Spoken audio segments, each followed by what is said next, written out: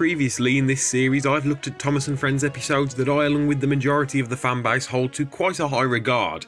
This time we'll be mixing it up by looking at an episode that pretty much everyone dislikes. Everyone except for me. Hello, you're watching Can You See Fish, and in this episode we'll be taking a look at Better Late Than Never. Better Late Than Never is the 15th episode of the second series of Thomas and Friends. It was originally written by Christopher Audrey. Here's the story. Repairs are being done on the viaduct. This is causing delays for many trains, including ones that stop at Elsbridge for passengers to transfer from the main line to Thomas's branch. These delays make Thomas cross and he calls Henry out for it. The delays also mean that Bertie's passengers have to wait longer for their train to arrive, leading Bertie to tease Thomas about his speed. One day James is very late. It isn't however explained why this matters, as he is pulling trucks, meaning that Thomas had no reason to wait for passengers. Thomas sees Bertie ahead on the line. He's broken down before the level crossing and Thomas agrees to take Bertie's passengers for him. Thomas arrives at the station with both groups of passengers. Sometime later, Bertie and Thomas meet and agree that sometimes being late isn't such a bad thing after all. So what's significant about Better Late Than Never? Well, not much. It's really only notable for marking the first time that the viaduct theme was used in an episode. I personally quite like this episode. Following Bertie helping Thomas after he gets stuck in Thomas Terrence and the snow, it's nice to see the roles reversed as Thomas takes Bertie's passengers.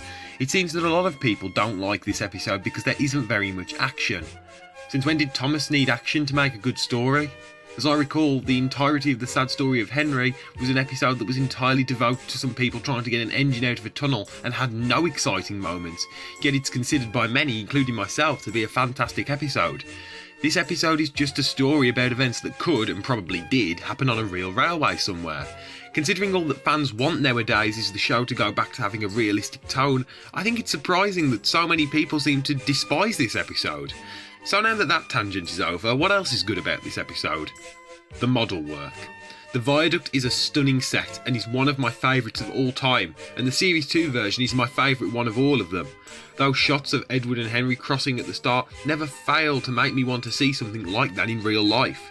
Then there's the music. As I already mentioned, the viaduct theme was first heard in this episode, and that piece of music is one of my favourites from the entire show. In conclusion, in my opinion, this episode shows the more realistic side of Sodor, and shows the incredible attention to realism that both Christopher Audrey and his father tried to implement into all of their stories. That's something that I think we all sadly miss in the modern show. The model work and the music are great, and I'm going to give Better Late Than Never a 6 out of 10. It really doesn't deserve the reputation that it has. You've been watching Can You See Fish, and until next time, goodbye.